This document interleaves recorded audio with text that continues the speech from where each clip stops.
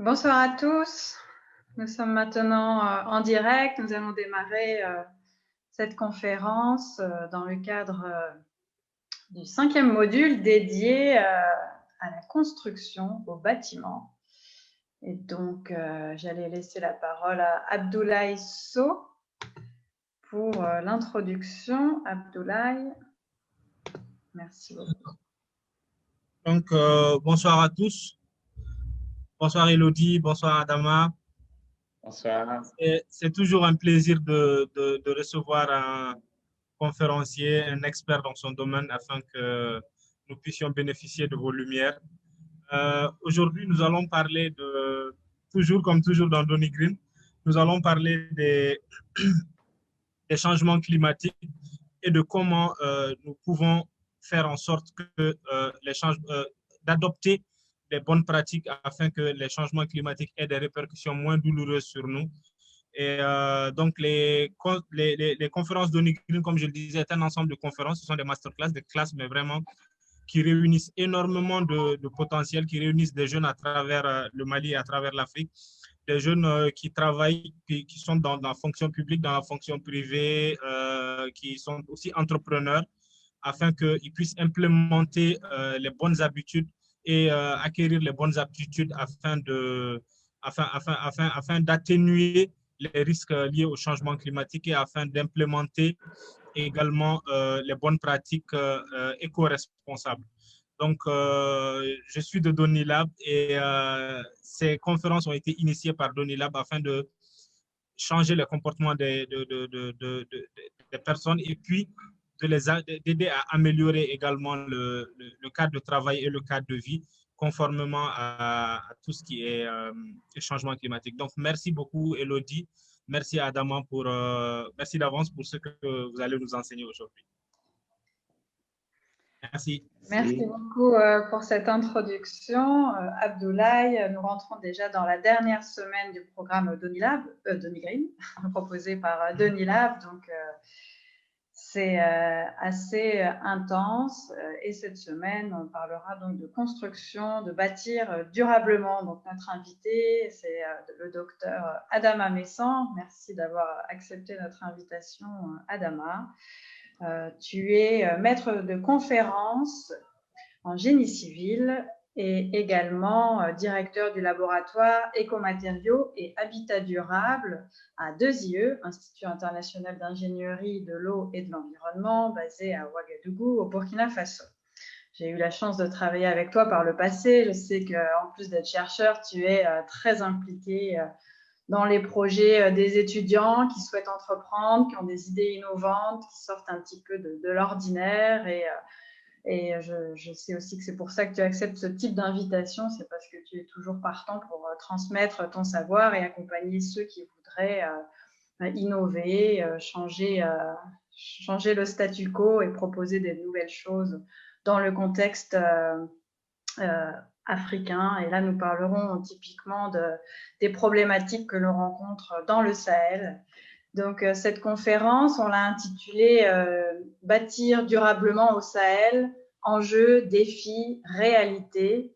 Alors, vaste programme, hein, je sais qu'en 1h30, on ne peut pas aller dans le détail de ce thème, mais tu vas pouvoir nous éclairer dans ce contexte de changement climatique avec tous les défis énergétiques, environnementaux, démographiques actuels et à venir. Qu'est-ce que ça veut dire bâtir durablement? Comment on peut réussir à atténuer l'impact environnemental du bâtiment? Comment on peut optimiser l'efficacité énergétique? Quelles ressources utiliser? Comment bâtir durablement et réussir à avoir aussi un niveau de confort élevé, ce à quoi nous aspirons tous.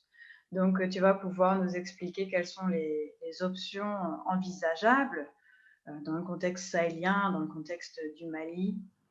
Et donc, on compte sur toi pour vulgariser la science et partager donc un tant soit peu tes connaissances dans le temps imparti, sachant que voilà, il y a beaucoup de personnes connectées et que vous soyez entrepreneur dans le bâtiment ou que vous souhaitiez entreprendre, je pense qu'on est tous concernés par la question. d'un point de vue personnel aussi. Et donc, on comptera sur vous pour lever la main, on ouvre les micros, vous partagerez directement vos préoccupations ou vos suggestions avec Adama Messan. Merci encore une fois, Adama. Je te laisse démarrer à ton rythme et puis on reste là à tes côtés pour modérer les échanges. Merci. Et, merci beaucoup, Elodie. Merci, Abdoulaye. Je ne sais pas si l'écran est toujours partagé ou bien il faut que je reprenne ça d'ici. Il faut repartager. OK, d'accord. Voilà. Quand tu vas partager, il restera un petit encart avec ta vidéo sur le côté. OK. Donc, on va voir le PowerPoint et on va te voir aussi. D'accord.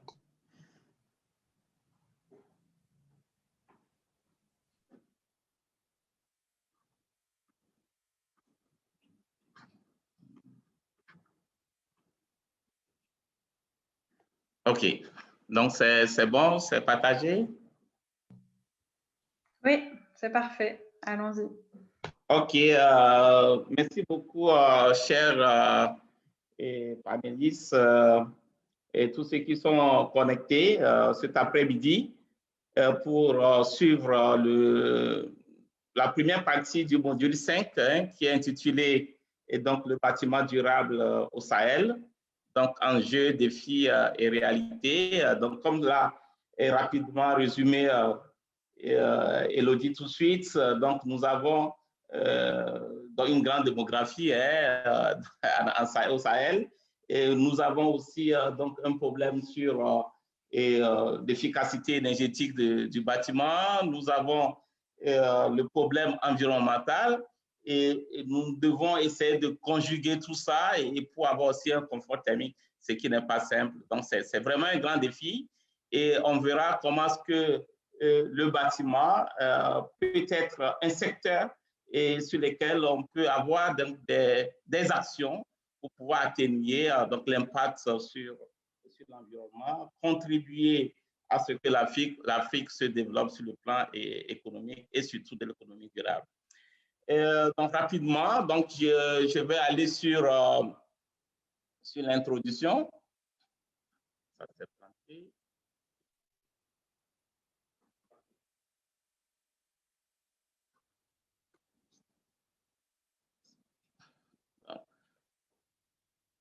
OK. Donc, aujourd'hui, quels sont les enjeux majeurs pour le développement économique, social, durable et responsable en Afrique? Donc, lorsque nous parlons donc de l'économie et sociale durable et surtout responsable de l'Afrique, c'est que nous devons partir d'abord et donc d'où on vient et où on va et qu'est-ce qu'on souhaite faire ensemble. Donc, si on regarde bien, on voit assez rapidement que l'Afrique regorge de beaucoup de personnes, donc d'habitants, sur lesquels on a 60% de ces habitants et donc de la population urbaine qui vivent dans les habitations précaires, insalubres, du coup les bidonvilles. Et on voit partout dans nos pays en développement, dans des quartiers précaires et dans lesquels il y a beaucoup de personnes qui y résident, avec tout ce qui est comme coloré, donc le problème de santé, et donc de maladies, etc., etc. Donc on voit aussi que paradoxalement à ça, donc, l'Afrique a une évolution en taux d'urbanisation très élevé. Donc, l'ONU Habitat estime qu'en 1900 et à 2050, donc, on aura à peu près 60% donc, de la population donc, africaine donc, qui vivra en ville, soit 1 milliard et 1,34 milliard d'habitants dans les villes, ce qui est beaucoup sur les 2,4 milliards que l'Afrique comptera en 2050. À guise d'exemple, je cite quelques villes en Afrique où la population en 2050 serait très élevée. Donc, à la tête, nous avons donc Lagos au Nigeria, avec les 18,9 millions d'habitants. Le Caire, 14,7 millions d'habitants. Kinshasa, 14,5 millions d'habitants, ce qui est très, très élevé. Et donc, rapidement, les gens peuvent dire, bon, ce sont les pays qui sont un peu loin de chez nous. Mais qu'est-ce qui se passe exactement chez nous? Donc, si on fait le focus sur le Mali, par exemple, donc on verra rapidement. Aujourd'hui, nous avons une population d'environ de 20 millions d'habitants au Mali, avec donc, un taux de croissance démographique de 3,36% par an. une population urbaine donc, qui est de 8,6 millions, soit 43% de la population totale, ce qui est énorme. Donc, et on verra que ce taux va rapidement donc, augmenter dans les années à venir. Et la Banque mondiale et l'ONU Habitat donc, estiment que pour le moment, le taux de croissance tournerait autour de 1% par an. Si on vient sur Bamako, la plus grande ville, et donc on voit rapidement qu'aujourd'hui, la population de la ville de Bamako fait à peu près 2,5 millions, donc soit 13% donc de la population en 2019. Mais cette population va rapidement augmenter en termes de densité. On aura à peu près 13 millions d'habitants à Bamako en 2050. C'est un gros problème. Un gros problème non seulement pour la population elle-même, mais un gros problème aussi pour le secteur public et un gros problème aussi pour les gouvernants et le gouvernement. Parce qu'il faut loger tous ces gens, il faut leur trouver du boulot, il faut assurer leur éducation. C'est vraiment un gros problème. Maintenant, qu'est-ce qu'on va faire de ce problème? Ce qu'on va faire de ce problème dépendra que de nous tous ici présents, de voir comment est-ce qu'on peut essayer donc de loger donc 13 millions de population pour ne serait-ce que la seule ville de Bamako. Donc, ce qui fait de Bamako, et donc aujourd'hui, ou bien d'ici 2050, la première ville en Afrique qui aura un fort taux d'urbanisation, soit à peu près 4,5% par an, soit environ plus 10 000, plus 100 000 plutôt d'habitants par an, de nouvelles personnes qui arrivent en ville. Donc, il faut, comme je l'ai dit tout de suite, essayer donc de loger et donc c'est toutes ces populations-là. Sinon, ce serait un gros problème. Donc, au vu donc de ce qui est dit là, donc rapidement, on s'en rend aussi compte que ce n'est pas simplement donc, les 13 millions d'habitants qu'il faut loger à Bamako, mais il s'est allogé partout en Afrique, du reste au Sahel. Et la Banque mondiale nous dit que 75 à 80% des bâtiments qu'il faut pour l'Afrique en 2050 ne sont pas encore construits. Donc, si on n'a pas encore construit les 75 à 80% des habitats, donc ce qui prouve qu'aujourd'hui, les jeunes entrepreneurs africains ont du boulot, ont de la chance, ont une opportunité à saisir, mais est-ce qu'il faut construire comme ce qu'on est en train de faire actuellement? Donc, chacun, plus ou moins, dans le bureau dans lequel il est actuellement, dans la classe dans laquelle il est actuellement, voit qu'il est dans un milieu qui n'est pas confortable. Mais si on doit continuer toujours pas construire comme ce qu'on a actuellement, et les 75 à 80%, c'est qu'on n'aurait rien fait du tout et on n'aurait rien appris. Et là, c'est un sérieux problème.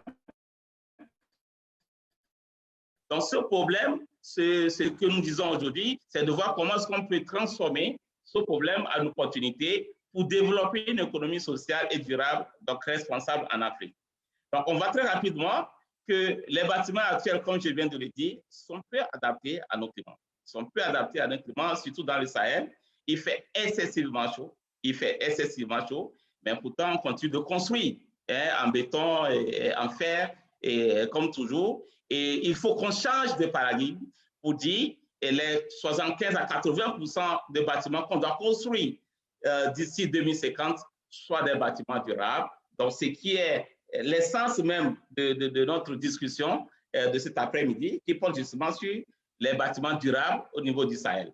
Parce qu'on ne peut plus continuer comme ce qu'on faisait avant. Il faut construire autrement. C'est vrai que ça rentre dans un module où il y a à peu près 3 séances. Et cette première séance va planter les décors et voir comment est-ce qu'on doit construire autrement et surtout construire durablement. Donc, on voit aussi qu'on aura besoin beaucoup d'énergie pour avoir le confort parce que nous vivons dans les bâtiments qui ne sont pas confortables. Mais le problème aussi, c'est que l'énergie coûte très cher chez nous. Tout est contre nos Sahel et la seule chose qui est pour nos Sahel, c'est nous-mêmes. Donc, nous devons essayer donc, de faire un choix et le choix que nous devons faire, c'est le choix que nous ferons tout de suite, vous et moi ensemble, de dire on va construire autrement, on va faire de telle manière que le plus grand défi, donc dans les pays africains, comment on doit faire pour amorcer notre développement durable. Pour amorcer ce développement durable, il faut d'abord qu'on sache d'où on vient. Donc, si on regarde tout simplement, et donc au niveau du bâtiment, dans le monde entier, donc on nous dit que le bâtiment est responsable d'environ 32% de la consommation d'énergie finale, 19% de l'émission des gaz à effet de serre, et selon ceci, dans le groupe d'experts intergouvernemental sur l'évolution du climat. Donc, ce qui suppose que le bâtiment nuit, en tout cas du moins à l'état actuel des constructions, nuit durablement donc, à l'environnement, impacte négativement l'environnement, et nous devons prendre la mesure aujourd'hui de voir comment est-ce que on peut faire l'essentiel pour que le bâtiment ne puisse plus impacter négativement donc l'environnement. Et si on revient en Afrique, donc on nous dit que les bâtiments consomment en moyenne 56% de la production totale d'énergie électrique. Lui n'est sans doute des problèmes de délaissage que nous avons dans nos différents pays du Sahel, mais si malgré ça, nous consommons les 56% de la production totale de l'énergie juste pour le bâtiment, il va de soi qu'on n'aura pas de développement durable. Parce qu'on n'aura pas de l'énergie pour fonctionner au niveau de l'industrie, on n'aura pas de l'énergie pour développer donc l'agriculture, on n'aura pas de l'énergie pour développer donc la médecine. Il va falloir que le bâtiment, ensemble, nous tous, nous arrivons à trouver un moyen nécessaire pour diminuer donc ce taux de consommation au niveau de l'énergie que nous produisons en Afrique pour que cette énergie soit affectée ailleurs. Et pour ce faire, comme toujours, nous devons nous poser la question, quelle est notre part dans ces changements? Qu'est-ce que nous pouvons faire pour que ça soit changé? Et on verra très rapidement que le secteur de l'habitat constitue un potentiel d'action pour lequel on peut lutter contre le changement climatique. Parce que rappelez-vous, je ne sais pas le cas au Mali actuellement, mais au Burkina actuellement, il fait très chaud. Il fait excessivement chaud. On ne sait même pas si on a eu la saison d'harmattan ou pas. Mais ça, tout ça, c'est le changement climatique. Mais pourquoi le changement climatique nous impacte? Souvent, les gens pensent que c'est loin, loin, loin, loin dans les pays développés qu'ils ont le problème du changement climatique. Non, c'est à côté. Si vous regardez bien, il n'y a plus même des saisons pour que nos mamans puissent cultiver, il peut aller au champ. Non, parce qu'il ne pleut plus. Mais est-ce que ça nous plaît comme ça? Je ne crois pas. Donc, il faut qu'on fasse un effort pour réduire l'impact négatif que le bâtiment donne sur l'environnement et réduire ainsi donc, les effets néfastes du changement climatique pour développer un système qui permettra donc, au bâtiment de développer une résilience vis-à-vis des changements climatiques. Pour finir sur ce point, on verra assez rapidement que malgré que le bâtiment consomme 56% de la production et totale de l'énergie, au niveau de la CEDEAO, dont le Sahel fait partie, donc la Banque mondiale nous dit que le besoin en énergétique d'ici 2050 en Afrique occidentale serait multiplié par 12. Donc, ce qui suppose quoi? Si aujourd'hui, j'ai au moins de l'énergie pour lire mon cours, pour préparer mon examen, demain, l'énergie que j'aurai en 2050 serait divisée par 12, parce qu'il n'en aura pas beaucoup. Mais pourquoi il n'en aura pas beaucoup? Parce que je consomme aujourd'hui 56% pour avoir le confort dans le bâtiment. Nous devons faire quelque chose et c'est justement pour ça que cette formation a été organisée pour nous, pour qu'on se charge entre nous et d'ici la fin, trouver une solution pour développer la résilience du bâtiment en Afrique du Sahel vis-à-vis des changements climatiques. Quels sont alors les grands défis que nous devons répondre? Donc, si on regarde globalement, donc on nous dit que le secteur de la construction est responsable de 30% de toutes les émissions de gaz à effet de serre. 30% de toutes les émissions de gaz à effet de serre. Donc, il va falloir qu'on fasse les choses. Il faut qu'on tende vers la construction durable. Il faut qu'on tende vers la construction durable pour lesquelles l'habitat durable n'est qu'un maillon de cette chaîne. Parce que lorsque nous allons contribuer à avoir l'habitat durable, à avoir le bâtiment durable, nous allons contribuer justement à cette construction durable dont nous voulons tous. On nous dit aussi que le secteur de construction représente à peu près globalement 40% de la consommation mondiale de l'énergie. 40% de la consommation de l'énergie. J'espère que les gens ont suivi l'émission sur TF1 la dernière fois, où au niveau même de la route, on est en train de penser pour voir comment est-ce qu'on peut utiliser la route pour produire de l'énergie propre de telle manière à diminuer justement cette consommation mondiale de l'énergie. Ce n'est pas le problème seulement des pays développés, c'est aussi notre problème. Donc, dans la ville de Bamako, dans la ville de Sikasso, n'importe où nous sommes au Mali, nous pouvons nous poser la question de savoir qu'est-ce que nous allons faire pour réduire cette consommation donc, mondiale de l'énergie afin que nous utilisions le peu d'énergie que nous avons pour se développer. On nous dit aussi qu'il y a environ 40% de la consommation des ressources naturelles. Mais ça, c'est grave. C'est grave. Si on regarde partout au Mali, combien sont les carrières à ciel ouvert qui sont là? Donc, il y a trop de stress sur les ressources naturelles. Partout, on ouvre des carrières pour les granulats, des carrières pour les sables. Donc, les carrières au niveau donc, des calcaires pour faire du ciment, il y en a tellement. Donc, ce qui fait qu'on a des stress énormes sur les ressources naturelles. Et en plus, on nous dit que nous aurons 13 millions d'habitants à Bamako en 2050. Mais si déjà aujourd'hui, il y a autant de stress sur les ressources naturelles, qu'en serait-il en 2050? Nous devons tous nous poser cette question. Si nous ne faisons rien aujourd'hui pour diminuer ce stress sur les ressources naturelles, il va y avoir des problèmes. Mais comment diminuer donc le stress sur les ressources naturelles? C'est qu'il faut penser autrement. Il faut innover. Et il faut innover comment? Il faut innover à travers quoi? À travers la valorisation des ressources secondaires, à travers la valorisation des déchets. Comment on doit faire pour valoriser, pour donner une seconde vie aux déchets dans les matériaux de construction? Il y a dans d'autres pays, je peux citer par exemple la Belgique, ou entre autres en Europe, où ils ont développé donc, des secteurs d'activité où ils valorisent les ressources secondaires dans la construction.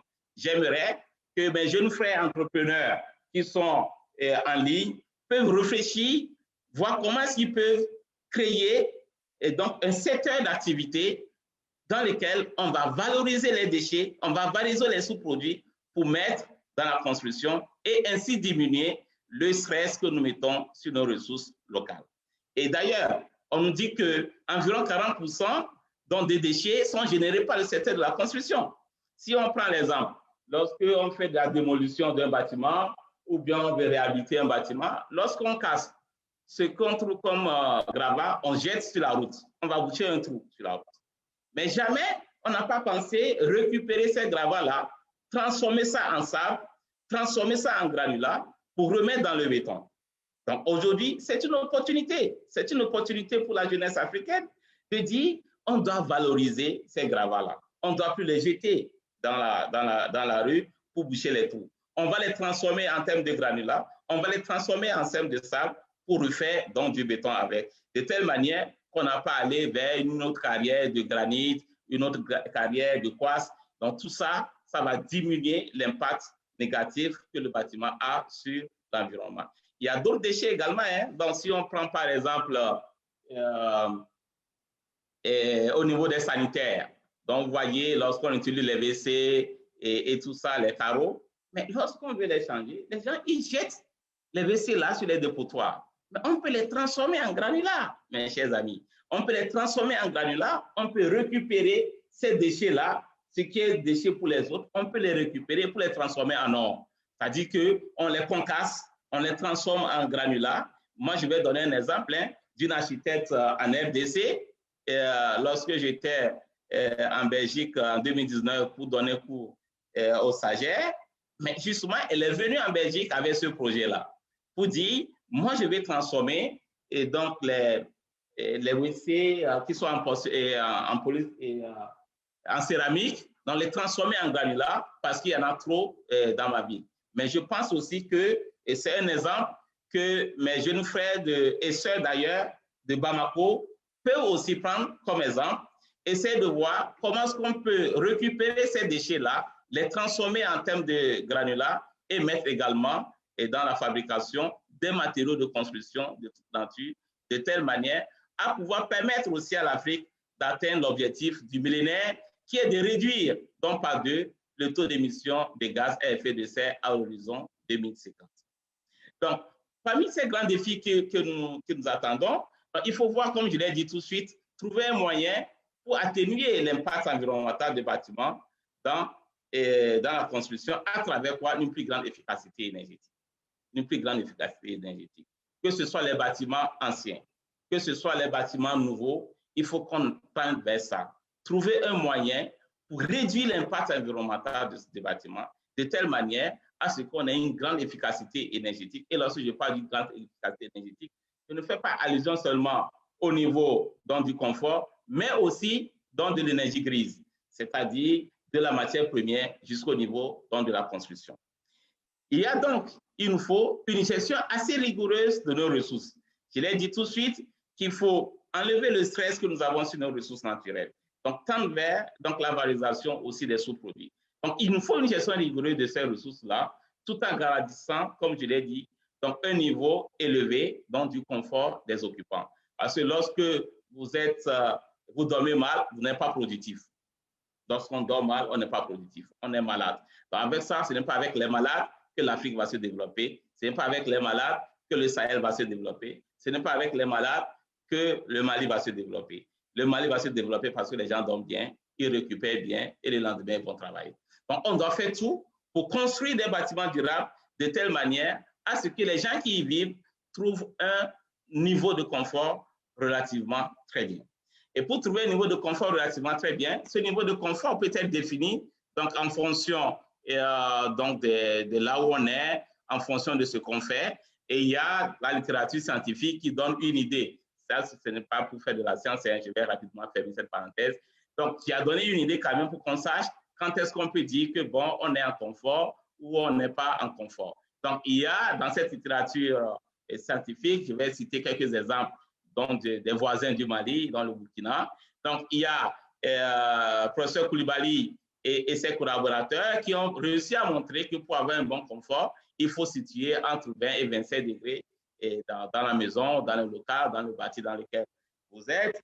Il y a d'autres qui ont dit qu'il faut que ce soit entre 28 et 35, voire entre 25 et 30. Juste pour nous dire que de toutes les façons, il faut qu'on définisse donc un confort. Et une fois que nous définissons ce confort, qui est même d'abord un sujet très subjectif, parce que le confort pour quelqu'un qui vit à Bamako n'est pas le même confort pour quelqu'un qui vit, par exemple, en Côte d'Ivoire, habitant là-bas. Mais l'essentiel, c'est que les gens se situent en confort. Donc, tout ce que nous allons essayer de dire dans la suite, ce serait basé quand même sur ce confort que nous allons appeler plus tard le confort adaptatif.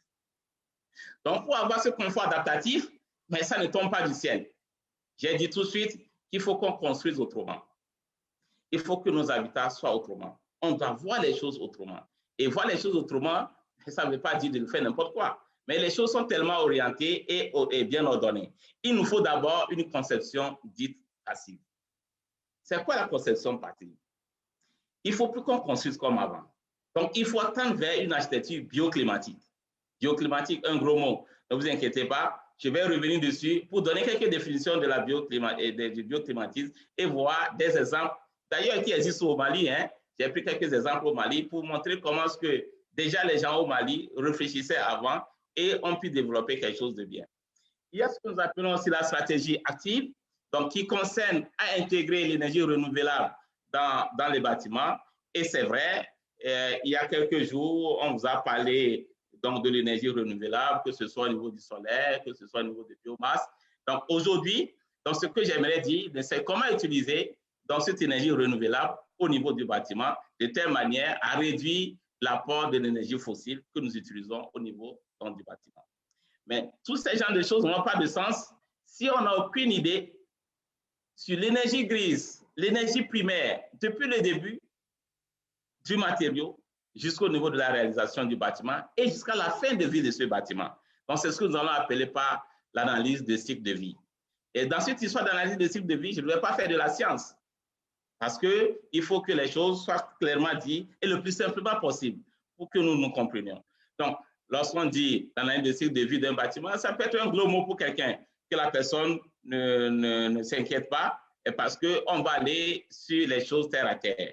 Donc, on va nous dire qu'il faut, dans ces cas de figure, utiliser les matériaux locaux, les matériaux qui sont disponibles localement. Ça ne sert à rien d'aller commander les aciers, les faire depuis l'Europe, depuis la Chine, pour venir construire au Mali. Il faut utiliser les matériaux qui sont à côté pour construire. Et c'est tout ça qui rentre dans ce que nous appelons donc l'analyse de cycle de vie dans des matériaux. J'ai parlé tout de suite aussi dans des sous-produits. Il faut qu'on valorise les déchets que nous produisons. Et lorsque nous allons valoriser les déchets dans les constructions, nous allons réduire l'impact des bâtiments au niveau donc, du changement climatique. Nous allons donc réduire positivement d'ailleurs le taux de carbone donc, qui va dans la construction. Donc, permettez-moi donc de passer d'abord sur le premier point, donc la conception dite passive. Donc, qu'est-ce qu'on dit par architecture bioclimatique? Au fait, en réalité, ce concept est aussi ancien que le monde. Nos grands-parents construisaient comme ça. Si on va dans nos petits villages, on va voir qu'il y a des cases comme ce que vous voyez donc en bas à droite sur l'écran. Il y a des petites cases dans lesquelles nos grands-parents vivaient. Et lorsque vous rentrez dans ces cases, vous pouvez faire l'expérience. Moi, j'aime beaucoup le village, je fréquente beaucoup le village. Si vous rentrez dans ces cases-là, vous allez voir que vous avez un confort terrible. Lorsqu'il fait chaud dehors, il ne fait pas chaud à l'intérieur. Mais voilà, ce concept-là a disparu. Ce concept a disparu avec l'arrivée de quoi? Avec l'arrivée d'une certaine technologie, Donc, il dit, ben, écoutez, bon, on ne va plus construire comme ça ne fait pas joli. Et, avec vos pailles qui sont sur les toits là, c'est négatif, ça fait moins moderne. Et voilà, on est tous rentrés dedans. Et on est tous rentrés dedans, ce qui est bizarre, je prends mon argent, je construis et puis je dors dehors. C'est dans ça qu'on est aujourd'hui. Il faut qu'on se dise la vérité. Tu prends mon argent, je construis et moi je vais dormir dehors parce qu'il fait très chaud dans ma maison. Ce qui est un problème. Et un problème. Est-ce qu'il faut qu'on retourne voir ce que nos grands-parents faisaient? Donc ça, c'est ce que nous allons appeler donc l'architecture bioclimatique. On va essayer de prendre un peu de ce que nos grands-parents faisaient et voir comment est-ce qu'on peut l'adapter pour que nos bâtiments soient beaucoup plus vivables. Et pour ce faire, c'est que le bâtiment doit rester au centre de nos préoccupations. C'est-à-dire, on ne peut pas dissocier le bâtiment de l'environnement. On ne peut pas dissocier le bâtiment de l'utilisateur. Donc, on doit, dans la conception, intégrer le fait que l'habitat que nous sommes en train de réaliser va impacter l'environnement et aussi est lié à l'utilisation que l'occupant en fait. Ce qui veut dire qu'il faut, dès la conception, trouver un moyen de telle manière à ce que l'occupant soit à l'aise et à ce que l'environnement puisse aussi trouver sa part. C'est-à-dire, il ne faut pas détruire cet environnement-là. Donc, ça, c'est ce que nous allons donc dire dans la suite donc, de notre discussion tout au long pour voir comment est-ce qu'on peut essayer d'intégrer l'environnement et l'homme au centre donc, du développement de nos habitats. Sur ce, il y a en Europe, il y a ce que nous appelons donc, la démarche haute qualité environnementale, donc c'est ce que j'ai appelé par HQE, donc qui donne une idée donc, de la notion du confort, puisque nous avons dit qu'il faut que nos habitats donnent un confort aux occupants. Donc, c'est quoi alors ce confort? Donc, le concept ou bien la démarche HQE nous dit que c'est une notion dont on n'est ni chaud, ni froid, ni humide, ni sec, c'est-à-dire que nous sommes en ce que nous appelons sur le plan scientifique la neutralité thermique. Donc, la personne ne sent pas la chaleur, la personne ne sent pas qu'il fait froid, ou bien qu'il y a trop humide, ou bien qu'il fait trop sec. Donc, ça, c'est ce que nous appelons le confort. Et qu'est-ce qu'on doit faire pour que le confort soit assez élevé? Ça, c'est la question qu'il ne faut pas oublier. Et c'est cette question qui va nous conduire tout au long de nos discussions. Pour qu'il y ait donc le confort, donc ce confort est influencé par un certain nombre de paramètres. Ce confort est influencé par un certain nombre de paramètres. Et à quel niveau? Donc, au niveau du bâtiment et de son environnement, dans un premier temps, à travers là où se situe le bâtiment. Donc, si moi, je fais un bâtiment dans le désert, je ne dois pas faire la conception de la même manière que lorsque je le fais à Bamako, par exemple.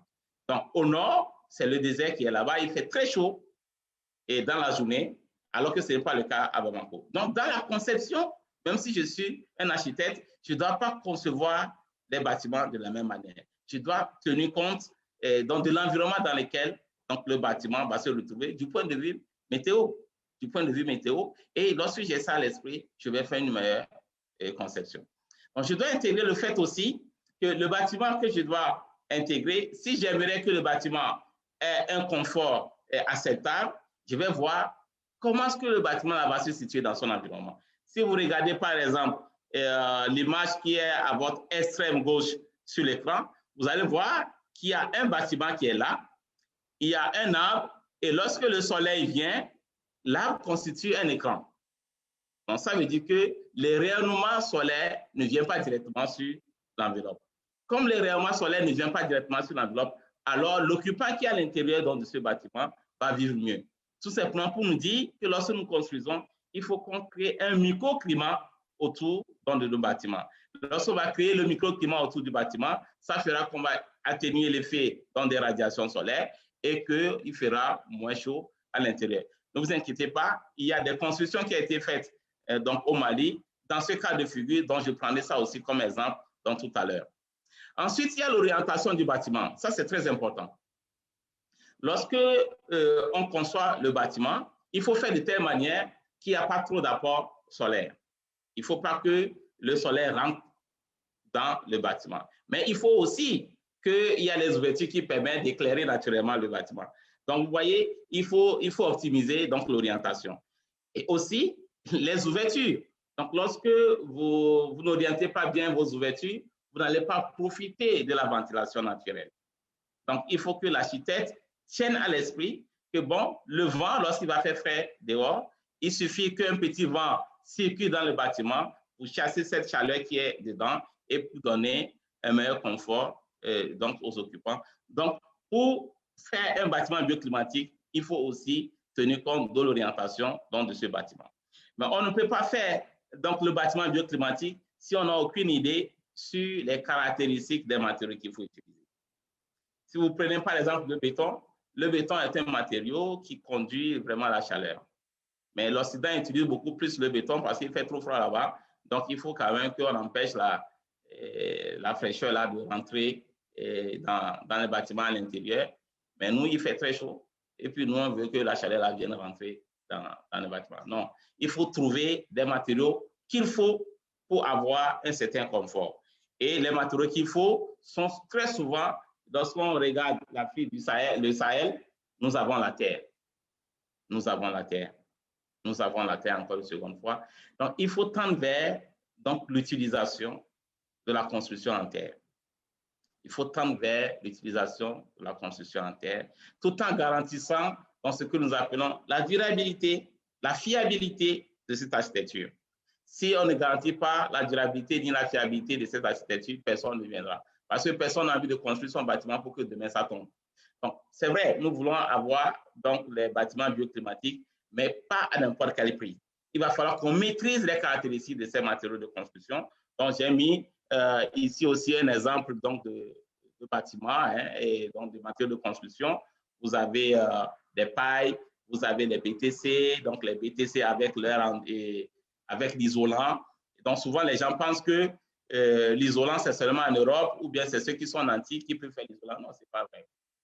On peut utiliser de l'isolant parce que lorsque vous voulez faire des bâtiments bioclimatiques, il faut isoler.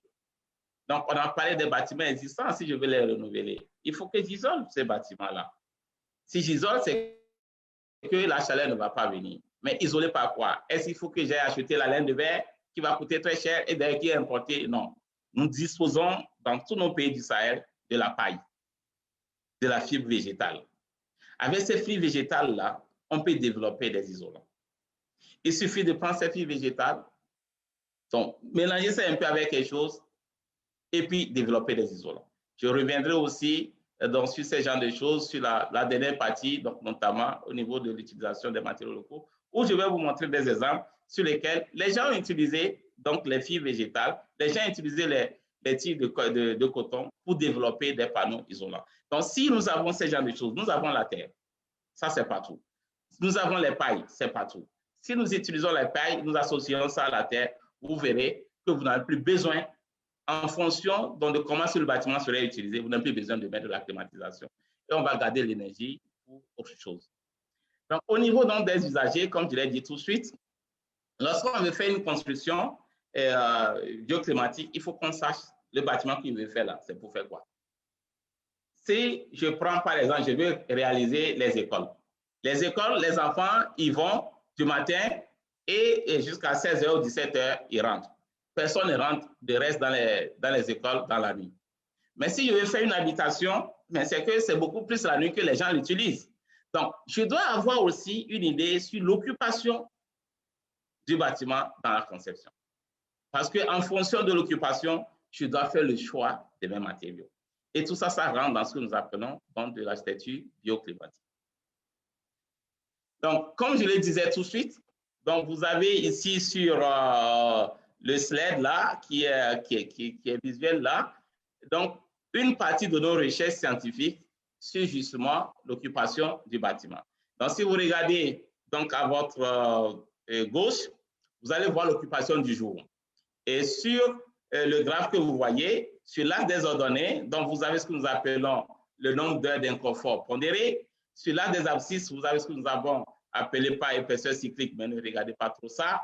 Et en haut, vous avez l'épaisseur du BTC. Donc, en prenant les briques en terre, donc nous avons fait une étude pour voir quelle est l'épaisseur qu'il faut pour avoir une réduction du nombre d'heures d'inconfort. Et on verra qu'en fonction, plus l'épaisseur est assez grande, on a donc une diminution de ce nombre d'heures de confort pondéré.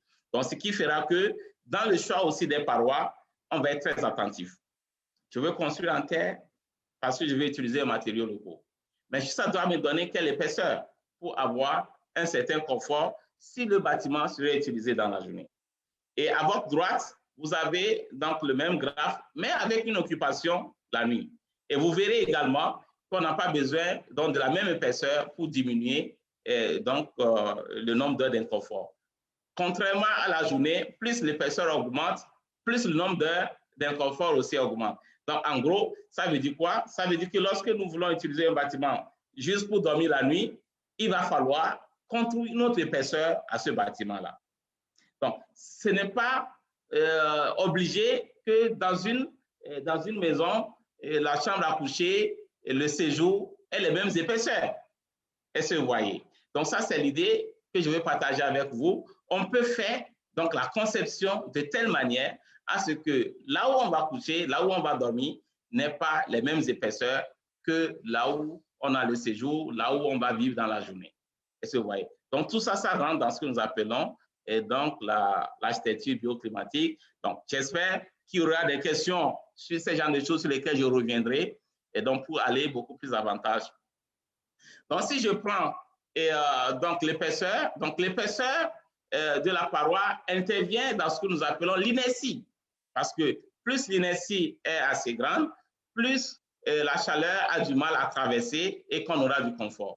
Vous avez sur ce slide un bon exemple donc réalisé au Mali, notamment donc l'hôtel Onomo, qui est réalisé à Bamako et en 2015 avec du BTC, donc les briques en terre comprimées, sur lesquelles vous reviendrez plus tard dans le deuxième ou troisième module.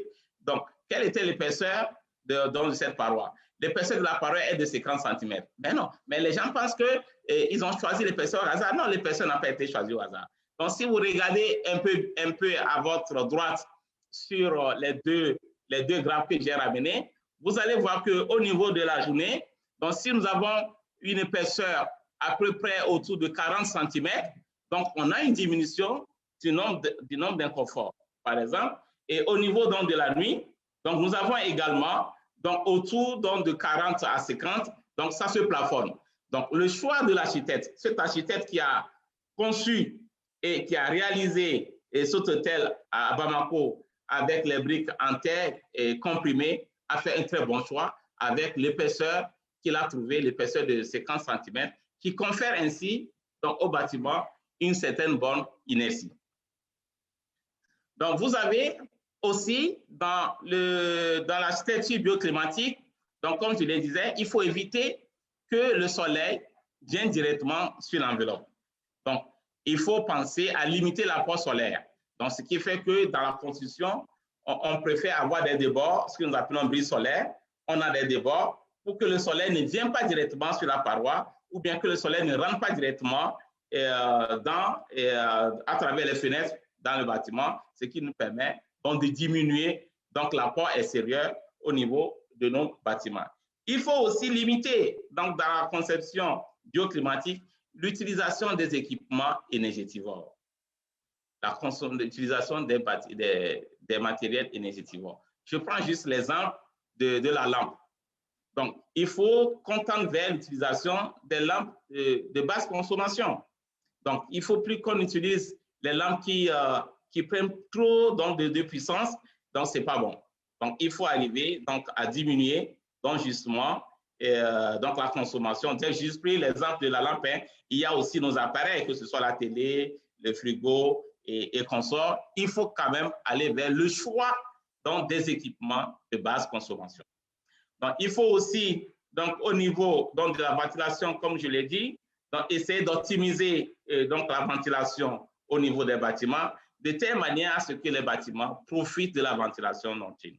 Vous savez, au niveau du Sahel, même si nous disons qu'il fait très chaud, la nuit, la température dehors est plus faible. Il y a du vent frais. Donc, si vous intégrez la ventilation nocturne dans la conception donc, du bâtiment, c'est-à-dire l'ouverture, le volume donc, des fenêtres, et que vous profitez et que les fenêtres là sont bien alignées pour que l'air puisse bien circuler, alors vous allez voir que donc, on aura un bon confort à l'intérieur. Si je prends donc l'exemple des bâtiments, par exemple en BTC, et qui ne laisse pas passer donc, cette chaleur, mais la nuit, si rien n'est fait, cette chaleur va rentrer dans le bâtiment. Donc, si on coupe donc, l'épaisseur de 50 ou bien de 40 de BTC avec une ventilation nocturne, alors on verra que même la nuit, il ferait frais dans ce bâtiment, de telle manière que la chaleur, une fois que c'est rentré, cette chaleur ne sortira plus. Vous avez aussi un exemple ici. Vous avez un exemple, je ne sais pas si vous voyez cette belle image donc de la ville donc ici, c'est Ibé, c'est Etanoua, donc au Mali, donc, qui est une école et qui a été réalisée. Et là, vous voyez que vous avez de la voûte. Donc, vous voyez que la toiture, on a quitté sur les parois, là, on est allé sur la toiture. Si vous regardez bien, la déperdition thermique de plus de 40%, c'est au niveau de la toiture. Donc, si je m'occupe de l'enveloppe et que je ne surveille pas la toiture, je n'ai rien fait. Donc, l'une des solutions pour garantir un meilleur confort dans l'habitat est aussi d'aller vers donc, ces toitures en voûte. Donc, vous avez dans cette école qui est réalisée, cette école primaire, hein, qui est réalisée au Mali en 2016 en BTC, avec une toiture en voûte. Avec cette toiture en voûte, augmente aussi l'inertie, ce qui fait que la chaleur ne va pas tomber directement sur la toiture et rentrer dans l'école. Du coup, les élèves, les étudiants, ils seront en bonne santé, ils vont suivre correctement le cours. Et ça, c'est ce que je pense que beaucoup d'entre nous doivent faire. Donc, lorsqu'on a la possibilité, il est très important d'aller vers aussi cette construction en voûte qui permet d'augmenter l'inertie de la toiture et d'isoler la toiture de la même manière que nous avons parlé donc, de l'isolation de l'enveloppe. Vous avez encore ici un autre exemple au Mali. Donc, vous voyez, vous avez beaucoup d'exemples au Mali. Déjà, sauf qu'on ne s'approprie pas assez de ce que les gens font autour de nous. Vous avez aussi ce bel exemple, donc au niveau de l'école villageoise au Mali, qui a été réalisé en 2017 en BTC, avec un système de double toiture. Donc, vous voyez que la toiture qui est en tôle, mais cette toiture qui est en tôle est détachée donc, de la maison. Donc, de telle manière qu'il y a une ventilation donc, de la toiture. Donc, l'air qui arrive ne rentre plus dans la maison puisque c'est ventilé. Donc, l'enveloppe est bien réalisée en matériaux locaux, la toiture est ventilée, donc il n'y a pas de raison qu'on ait donc de la chaleur dans cette maison. Et je pense que nous devons aller beaucoup plus vers là. Donc ça, ce sont les pratiques que nous devons essayer d'utiliser pour avoir donc le confort thermique et diminuer l'impact négatif sur l'environnement et permettra ainsi à nos bâtiments de développer une résilience vis-à-vis des changements climatiques. Donc, si on quitte l'aspect bioclimatique, et on peut aussi aller, parce qu'il faut que ce soit couplé, on peut aller au niveau donc, de la stratégie active, comme je le disais. Vous avez eu des cours la semaine passée sur l'énergie renouvelable. On ne va pas revenir là-dessus ici. Ici, c'est l'utilisation de cette énergie renouvelable. Donc, on va voir aussi des exemples donc, de bâtiments où on peut utiliser l'énergie renouvelable pour faire quoi? Pour faire de la lumière. Si jamais j'ai besoin donc, de la climatisation, je peux aussi utiliser donc, le panneau solaire pour faire donc, de la climatisation. C'est-à-dire, je ne vais pas utiliser d'énergie fossile. Donc, vous voyez par exemple ici, où on nous rappelle qu'en Afrique, les bâtiments consomment en moins 56% de la production totale de l'énergie électrique. Il ne faut plus que ce soit pareil. Il faut qu'à partir de maintenant, nous prenions l'engagement de faire tout pour que l'Afrique, les bâtiments, du moins au Sahel, ne soient plus donc un élément qui consomme autant donc de l'énergie. Donc, il faut qu'on aille vers l'énergie propre. Et aller vers l'énergie propre, c'est quoi? Donc, vous avez ici donc, de l'énergie primaire. Le soleil, c'est gratuit au niveau du Sahel. On en a tellement. C'est vrai que les gens vont vous parler des nuages et consorts. Ça, ils vont parler de ça la semaine. Moi, je ne vais pas sur ça. Moi, je vais sur les panneaux où on dit que nous avons un bon rendement. Donc, à travers les panneaux solaires, nous pouvons envoyer donc de l'énergie dans le bâtiment, c'est-à-dire pour l'éclairage, pour la climatisation, même s'il le faut. Donc, on peut utiliser donc, les panneaux solaires. Donc, les jeunes entrepreneurs ou bien les jeunes qui souhaitent entreprendre demain et qui nous suivent, tu vas voir qu'ils ont beaucoup d'opportunités. Ils ont beaucoup d'opportunités. Moi, je me rappelle lorsque j'étais à Bamako avec l'équipe de 2 yeux pour l'installation du champ solaire à Sibi, mais c'était vraiment de l'engouement. Donc, beaucoup de monde voulait donc, utiliser donc, les panneaux solaires et je crois que c'est ce que nous devons faire. Vous allez aujourd'hui en Europe, donc il y a beaucoup qui utilisent les panneaux solaires sur les toitures, alors qu'ils n'ont pas beaucoup d'énergie solaire comme ce que nous on a en Afrique. Et on est ici, on n'utilise pas. Donc, c'est comme quelqu'un dira que ta case brûle et que tu regardes ailleurs. Non, nous ne devons pas regarder ailleurs. Notre case est en train de brûler. Notre case est en train de brûler. Il fait très chaud dans nos cases. Donc, utilisons l'énergie solaire que le ciel nous a donnée gratuitement. Développons ces panneaux, fabriquons ces panneaux, utilisons-les pour réduire un tant soit peu donc notre dépendance énergétique. C'est ça qui va nous permettre de dompter le changement climatique. C'est ça qui va nous permettre de dompter le changement climatique. Il ne faut pas l'oublier. Nous avons des leviers pour diminuer donc, les gaz à effet de serre. Nous avons aussi des leviers pour diminuer la consommation énergétique dans nos bâtiments, donc à travers l'utilisation de ces choses-là. Il y a d'autres, hein, vous avez aussi la conception donc, du puits provincial, où on peut prendre de l'air chaud dans la terre pour amener au niveau du bâtiment. Il y a de ces genres de choses qui existent, sur lesquelles, si vous souhaiterez, on peut encore revenir. Permettez-moi de vous présenter un exemple, parce qu'il faut toujours donner l'exemple de ce qui marche, et surtout ce qui marche à côté. Parce que lorsque vous avez des repères, tout va mieux. Ici, je vous présente donc une villa donc, qui a été réalisée au Sénégal. Qui a été réalisée comment? Qui a été réalisée avec les matériaux locaux. Je vais parler des adobes. Non seulement ça a été réalisé avec adobe, mais ça a été couplé également en termes de toiture au niveau de la voûte nubienne. Donc, cette voûte nubienne qui a été utilisée, mais ce n'était pas seulement ça. Ce n'est pas pour ça que je vais parler donc de cette maison. Ce dont je vais parler ici est l'utilisation des panneaux photovoltaïques. Il y a 10 panneaux photovoltaïques qui ont été utilisés au niveau donc, de cette villa à 4 chambres, 6 salles de bain et 2 cuisines, soit sur une superficie de 263,5 mètres carrés. Donc, il a utilisé 10 panneaux photovoltaïques qui a donné à peu près 1300 watts dans de l'énergie. Donc, ce qui fait que le bâtiment, c'est un bâtiment à énergie positive, c'est-à-dire le bâtiment consomme moins d'énergie que ce qu'il produit. Donc, il peut mettre l'énergie supplémentaire à la disposition de ses voisins. Puisqu'il a été loin, il a même utilisé donc, un chauffe-eau solaire, donc ce qui permet quoi? Donc, ce qui permet donc, de ne pas utiliser l'énergie pour chauffer l'eau. Donc, on ne va pas utiliser le bois pour chauffer l'eau. Parce que l'utilisation du bois, on détruit la forêt. Lorsqu'on détruit la forêt, on détruit le poumon. Moi, je ne sais pas quelqu'un qui peut vivre s'il n'a pas de poumon. Donc, si on ne continue pas à détruire nos forêts pour produire du bois de chauffe, on va aller nulle part. Donc, il va falloir qu'on intègre l'utilisation de ces équipements dans nos maisons de telle manière à renforcer notre capacité à lutter contre les changements climatiques. Donc, Monsieur Gueye au Sénégal a aussi utilisé ce que nous appelons donc l'éolienne. Donc, il a fait monter donc de l'éolienne au niveau donc, du bâtiment et qui produit à peu près 200 watts également. Donc, couplé aux panneaux photovoltaïques, il est largement au-dessus de ses besoins donc, énergétiques. Ce qui lui fait donc, de l'économie d'énergie qui est estimée à 2000 kWh par an. Donc, ce qui est tellement énorme.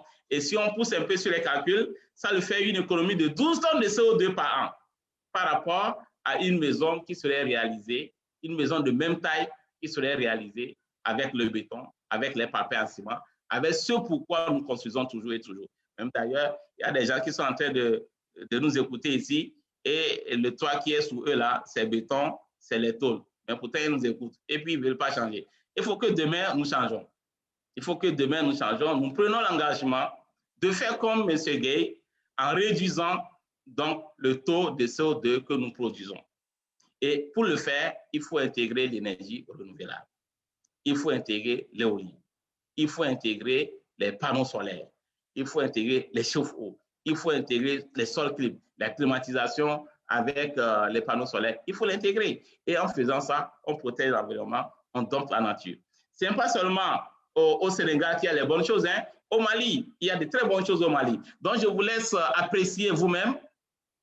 Je vous laisse apprécier dans cet hôtel-là, donc hôtel Nana Galé-Eleni, et donc au Mali. Donc, vous voyez un peu l'environnement. Donc, il y a beaucoup de choses. Ça veut dire quoi? Ça veut dire que la maison a été réalisée dans un microclimat. Donc, si vous voyez, il y a beaucoup d'arbres autour. Donc, ces arbres-là vont empêcher à ce que le soleil rentre dans les maisons. Mais si vous regardez bien sur les toits, je ne sais pas si vous voyez sur les toits, vous voyez qu'il y a plein de panneaux solaires. Il y a plein de panneaux solaires sur les toits de ces hôtels-là. Cette maison qui est réalisée en matériaux locaux, c'est-à-dire en ado, plus les panneaux solaires, ce que nous appelons les PV, donc fait de telle manière que cet hôtel-là réduit énormément l'impact du CO2 sur les changements climatiques. Donc, si nous tous, nous prenons l'engagement d'aller dans ce sens, comme ce qui a été fait au Mali en 2014, je prends l'exemple du Malien pour vous montrer, parce qu'il y a des choses à côté de nous, les choses ne sont pas très loin. Donc, ça, ce sont les conceptions, des choses que nous devons amplifier, puisque ça existe, et depuis 1914 que ça existe, vous pouvez le témoigner, ça fonctionne bien et qu'il n'y a aucun problème. Même s'il faut faire des petits entretiens, ça ne manque pas. Il faut aller donc vers justement dans ces genres de choses. Ce qui va m'amener avec l'utilisation des matériaux locaux vers ce que nous appelons le troisième point, qui est l'intervention sur l'analyse des cycles de vie des bâtiments, c'est-à-dire l'utilisation des matériaux locaux et également donc les sous-produits. Je vous ai dit tout de suite dans l'introduction en donnant l'exemple de l'architecte de RDC qui a décidé, elle, d'utiliser des déchets issus des sanitaires. Ce n'est pas seulement ça qui existe.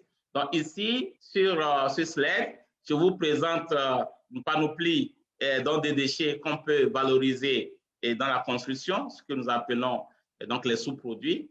À votre extrême droite en haut, vous avez donc un sous-produit qui vient de l'acétylène. Acétylène, c'est quoi? C'est ceux qui vendent de gaz liquide. Ceux qui produisent de gaz liquide, c'est à partir de l'acétylène.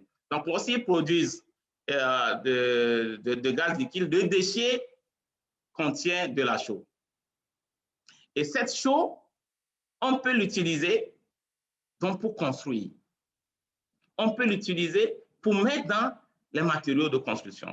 Et c'est ce que nous avons fait à deux yeux ici. Hein. Nous avons fait toute une thèse sur la valorisation de ce sous-produit et une thèse qui a été soutenue brillamment l'année passée. Et donc, avec à la clé à peu près 12 articles, 12 articles scientifiques, pour vous montrer comment est-ce qu'on peut donc utiliser ce sous-produit pour développer des matériaux durables, pour construire des habitats durables.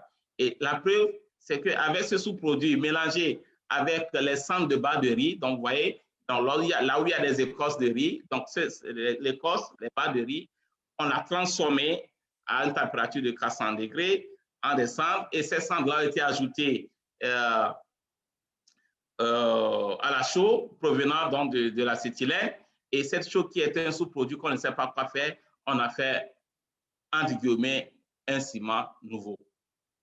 Un ciment nouveau qui permet de stabiliser les briques en terre comprimées. L'exemple des bâtiments que je vous ai montré tout de suite, que ce soit l'hôtel que vous avez montré, ce sont des hôtels qui ont été réalisés en BTC. Et ces BTC ont été stabilisés de 5 à 7% du ciment, ce qui utilise toujours le ciment qui pollue l'environnement. Mais lorsque vous allez utiliser ces sous-produits pour fabriquer vos BTC, non seulement vous diminuez l'impact environnemental, vous allez faire des BTC qui ont des conductivités thermiques très faibles. Et ces conductivités thermiques très faibles vous garantissent donc un meilleur confort dans le bâtiment. Ensuite, vous avez donc en haut à droite, donc sous forme de coton, Et c'est juste pour montrer comment est-ce que nous avons ici, donc au Burkina, donc à travers une jeune dame qui a voulu donc développer ce que nous appelons donc des panneaux isolants à travers donc les déchets de coton.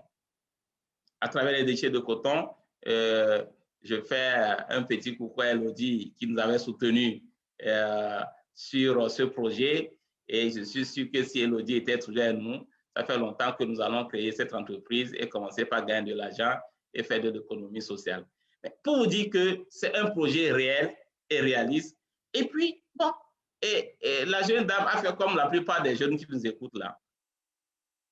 Ça dit, il faut être persévérant.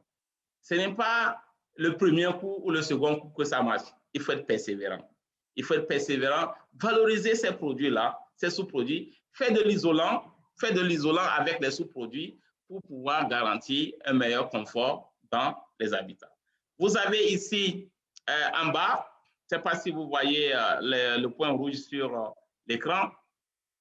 Donc, vous avez donc un sous-produit qui provient donc du Niger, donc ce que nous appelons les mâches-fer. Donc, on était donc au Niger et on a vu qu'ils produisent de l'énergie à travers donc le charbon minéral. Et ce que vous voyez là, ce sont donc les déchets issus donc, de la production donc, de l'énergie. Ces déchets ont été valorisés. Nous avons engagé 2 thèses de doctorat donc, pour faire valoriser donc, ces déchets à la fois sur le béton ou à la fois donc, sur les additions dans le ciment. Donc, pour vous dire que ce qui constitue un déchet pour quelqu'un peut être une mine d'or pour nous. Et je nous invite, nous les jeunes d'aujourd'hui, donc des jeunes Maliens, les jeunes du Sahel, à aller vers donc, la valorisation de ces sous-produits, de ces déchets, pour leur donner une seconde vie. Parce que lorsque vous allez utiliser ces sous-produits, vous allez diminuer le stress sur les ressources naturelles. Vous allez diminuer l'impact négatif que le bâtiment a sur l'environnement. Vous avez aussi à côté les déchets en plastique. Ça, c'est partout. Ça, c'est partout dans le Sahel. Partout dans le Sahel. Mais ces déchets-là, moi, souvent, lorsque je vois mes jeunes frères qui sont là, il n'y a pas de boulot, l'État n'embauche pas. Mais l'État ne peut pas embaucher tout le monde. Il n'y a même pas de place pour que l'État embauche tout le monde. Celui qui va vous dire que l'État va vous embaucher tout ça, c'est un menteur. Ça, je vous le dis tout de suite. C'est un menteur. Vous avez les choses à côté. Vous voyez les déchets plastiques là, même lorsque vous vous baladez dans Babanco là, vous voyez les déchets plastiques là partout. Mais c'est une mine d'or. C'est une mine d'or. Ici, je vous donne l'exemple d'un jeune Camerounais et au Burkina qui a transformé ces déchets plastiques là en tôle pour la construction. Et nous avons travaillé avec ces jeunes et grâce aussi à Elodie. Donc, travailler, transformer ces déchets plastiques-là en granulés. Et ces granulés-là sont fondus pour faire donc, la tôle. Et cette tôle a une certaine conductivité tellement faible que même si je ne fais pas la route libyenne, qui va consommer aussi beaucoup en matériaux terre, donc permet d'avoir un certain confort dans l'habitat. Et avec ces déchets plastiques, on peut même faire des pavés.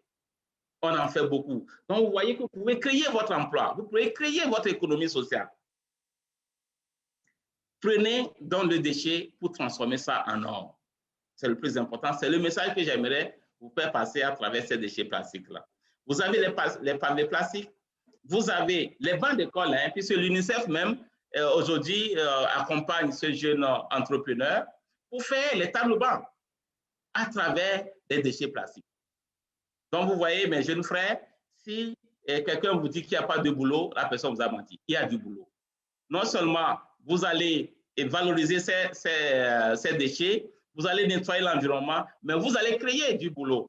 Vous allez créer de l'économie. Vous allez développer donc votre pays. Donc, je pense qu'il faut aller donc, justement dans la valorisation de ces sous-produits. Et si vous valorisez ces sous-produits, vous voyez que l'analyse de cycle de vie du bâtiment vient tout seul. Parce que vous n'utilisez pas des matériaux qui ont un impact négatif sur l'environnement. Et pour finir ce slide-là, vous avez à mon extrême droite en bas ici, les coques de noix de palme, par exemple. Donc, vous voyez, lorsqu'on veut faire donc, de l'huile de palme, de l'huile rouge, et donc les graines sont enlevées, les coques sont jetées. Mais non, ces coques-là, on peut les valoriser. On l'a valorisé pour l'entreprise Sifka de la Côte d'Ivoire, qui n'est pas trop loin, et donc du Mali, du Samba. Donc, pour valoriser dans les BTC, pour valoriser aussi dans le béton. Donc, on a pris ces coques-là pour remplacer les granulats du béton. En le faisant ça, on diminue donc le stress sur les ressources naturelles et on diminue donc la conductivité du béton. On peut faire du béton, mais un béton qui est respectueux vis-à-vis de l'environnement. Vous avez ici sur ce slide-là, comment est-ce qu'avec ces déchets, et qu'on vient donc de voir, comment est-ce qu'on l'a valorisé, que ce soit donc le déchet premier donc de l'acétylène, que ce soit les cendres de batterie qui ont été calcinés. Comment on a fait? Donc, vous voyez, en prenant la terre, en prenant ce déchet qui vient de l'acétylène, en prenant le déchet qui vient de l'agriculture, comment est-ce qu'on a mélangé ces trois éléments pour faire donc des briques en terre comprimée. Et ces briques en terre comprimée qui ont été bien conservées et avec cette conservation qui a été faite, on a des résultats assez probants. Vous avez des résultats avec des briques qui sont au-delà de 4 mégapascales qui sont garantis pour la construction donc, de nos habitats. Donc, encore une fois, c'est pour vous donner un exemple, parce que si on dit qu'il faut valoriser les sous-produits et que vous ne voyez pas les résultats, on peut dire que ben, ça, c'est déjà la saison depuis pour un. Non, vous avez les résultats fiables, les résultats scientifiques qui sont acceptés par la communauté scientifique et les briques même sont là. Hein. C'est que je peux même vous envoyer les briques là à travers la ligne. Là, vous allez voir, les briques là sont là, ils sont très durables. Et qui sont durables du point de vue érosion et tout ça, c'est impact. Mais on n'a pas utilisé le ciment pour le faire. Est-ce que vous voyez? C'est vrai que l'hôtel que je viens de vous montrer en BTC a été fait avec BTC, avec du ciment. Mais ici, il n'y a même pas de ciment. Il n'y a pas de ciment. Il y a une quantité plus faible que lorsqu'on utilise du ciment. Donc, vous voyez, vous gagnez en tout donc, en utilisant ce genre de choses. Ici, vous avez donc, le type de construction donc, en BTC. Donc, comment est-ce qu'on peut construire? Donc, ce sont les exemples que vous voyez là. Donc, comment est-ce que les gens ont réalisé le soubassement? Ensuite, ils ont réalisé le mur. Ils ont prévu donc de passage des gaines pour faire donc de l'électricité. Ils ont monté des murs, des fenêtres, etc., etc. Et vous voyez ici quelques exemples donc des bâtiments, hein, des logements d'étudiants et à deux yeux ici qui sont donc en BTC. Donc, vous voyez même les bâtiments à R+, aussi qui sont en BTC, qui permettent d'avoir un certain confort et utiliser donc les matériaux locaux, surtout l'utilisation des matériaux locaux donc pour assurer l'analyse de cycle de vie donc, de ces bâtiments. Donc, vous voyez par exemple ces villas, c'est impeccable, c'est tellement joli que bon, je ne sais pas si même en béton, ce serait aussi joli comme ça. Hein. Donc, ce sont les villas qui sont donc en BTC, qui sont réalisées. Donc, vous voyez qu'on peut utiliser donc, les matériaux locaux pour faire quelque chose de très bien. Pour faire quelque chose de très bien et de très confortable. Parce que le problème, c'est que les gens pensent que les matériaux locaux ne peuvent pas faire de construction moderne. Donc, vous voyez vous-même, à travers ces images-là, qu'avec les matériaux locaux, on peut faire des constructions modernes et des constructions qui sont assez écologiques et assez économiques et qui développent même l'économie du pays. Donc, vous avez aussi un autre type de matériaux qu'on utilise, c'est ce que nous appelons les briques latéritiques taillées. Ces briques-là, on a ça au Mali. Hein? On a ça au Mali. Il n'y a pas à faire quoi que ce soit. C'est là, il faut tailler dedans. On taille les briques, on fait les bâtiments. Donc, le bâtiment que vous voyez en bas, ici, je vous ai déjà montré pour l'école villageoise, mais c'est ça, ça a été fait en BLT, en briques latéritiques taillées. Est-ce que vous voyez? Donc, en utilisant ces briques latéritiques taillées, donc, on diminue encore une fois l'impact sur l'environnement et on renforce la résilience du bâtiment vis-à-vis des changements climatiques. Parce que lorsque vous avez un tel bâtiment qui est construit avec les matériaux locaux, avec les matériaux disponibles localement et qui donne un très bon confort, alors vous voyez que votre bâtiment produit donc une résistance aux effets du changement climatique qui sont lesquels? Qui sont dans des hausses de température. Et si vous faites ça, vous allez mieux vivre dans vos bâtiments. Donc, c'est sur ça que je vais aller sur la conclusion en vous disant qu'il n'y a pas 10 millions de choses à faire. Donc, il y a 5 points que j'ai notés, les 5 points les plus importants, à savoir la vulgarisation et la valorisation des constructions en écomatériaux. l'écomatériaux. Écomatériaux et toujours écomatériaux. Il faut aussi que nous apprenions à utiliser l'énergie renouvelable dans l'habitat. Vous avez vu tout de suite, avec que ce soit l'hôtel au Mali, que ce soit le bâtiment au Sénégal, l'utilisation de l'énergie renouvelable permet donc de réduire l'émission des gaz à effet de serre. Et tout ça rentre dans ce que nous appelons donc une conception bioclimatique avec une forte efficacité énergétique. Et en faisant ça, on va quitter maintenant l'aspect du bâtiment pour aller vers le quartier. Il est très important, il est très, très important que nos architectes tendent vers ce que nous appelons la construction d'éco-quartiers. Parce que lorsqu'on a fini avec le bâtiment, il faut qu'on tende vers l'éco-quartier. Et une fois qu'on finit avec l'éco-quartier, on fait ce que nous appelons de la ville durable. Et c'est sur ce mot de ville durable que je mets fin à ma présentation et je reste disponible pour répondre à vos éventuelles questions et échanger avec vous. Merci beaucoup. Donc, je vous remets l'antenne, Élodie. Je reprends l'antenne. Adama, merci beaucoup. Bon, fidèle à toi-même, c'est vraiment la passion qui t'anime. Merci pour tous ces messages. Il n'y a pas un seul participant qui peut sortir de Donny Green en disant qu'il n'a pas d'idée pour son avenir. Là, tu as donné tellement d'idées de création d'entreprise que je ne saurais par quoi démarrer si j'étais en manque d'activité. Donc, c'est un sacré défi, quand même. 13 millions d'habitants à Bamako d'ici 2050, avec plus de 75% des habitants, des bâtiments qui restent encore à être construits. Bon, il y a plein d'opportunités. Alors, beaucoup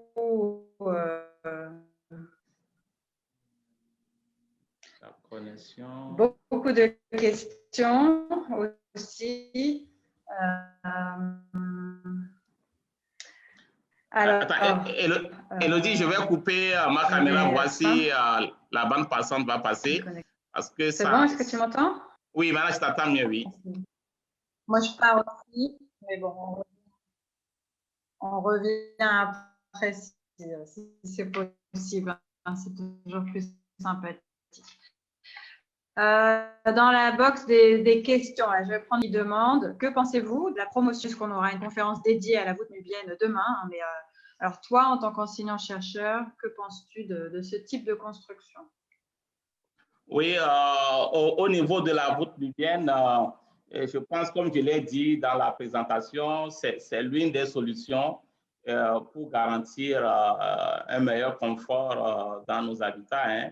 Et la voûte nubienne, et comme son nom l'indique, ça renforce non seulement l'inertie de l'enveloppe, des parois, mais également au niveau de la toiture.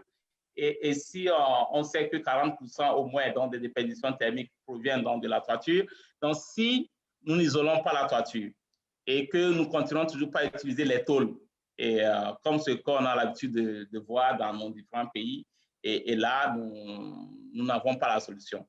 Mais si nous utilisons la voûte nubienne, c'est l'une des solutions, il y a pas mal de solutions, mais c'est l'une des solutions qui permet de garantir le confort au niveau de l'habitat, comme je l'ai présenté, comme ça a été le cas aussi de cette école qui a été réalisée justement au Mali, que j'ai présenté dans les slides.